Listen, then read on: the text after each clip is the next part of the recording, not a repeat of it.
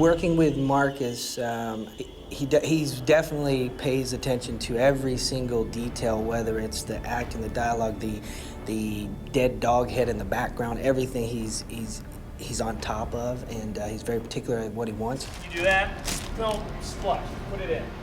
Hold it there. I'm not gonna see you. Look. His job was coming up with what these traps are, and then my job is to recreate them and make it safe for the actors and the stunt performers to make it look violent and real. Set. And with both cameras set, it's a very violent moment and attack! Position 2!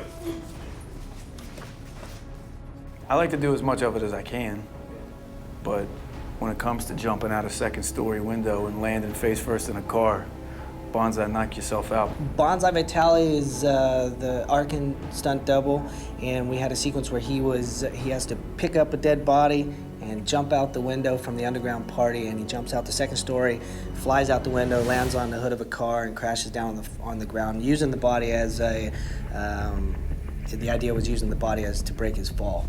So the safest, quickest, and old school way is we built a little platform up out of frame, high enough to get a good impact on the car, and our double Bonsai Vitale stood up on this platform, and I don't even remember what temperature it was. It was freezing cold that day. It was like 25 degrees, the wind was howling, and I was just barefooted. I wasn't jumping 16 feet down.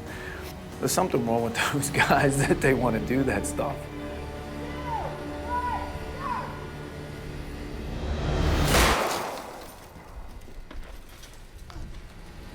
Marcus gave me a sort of a video game previs of a lot of the sequences that I was going to be involved with.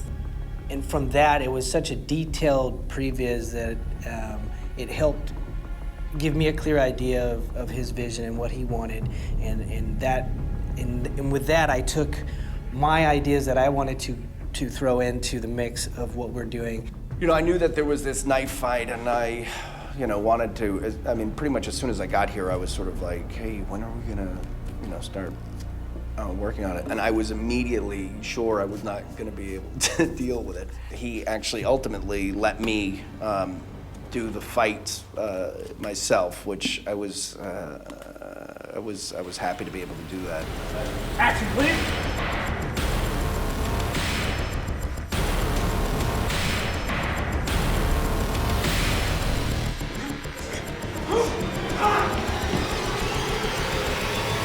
The stuff that this guy does is unbelievable.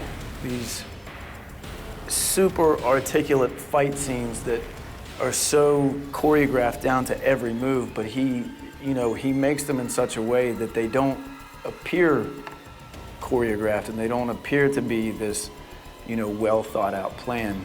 With the knife fight, and then Arkin coming back with the collector, just to that big fiery inferno at the end. I mean, it's going to be an epic, epic fight scene ending that's going to have everybody talking, It's amazing stuff that guy came up with.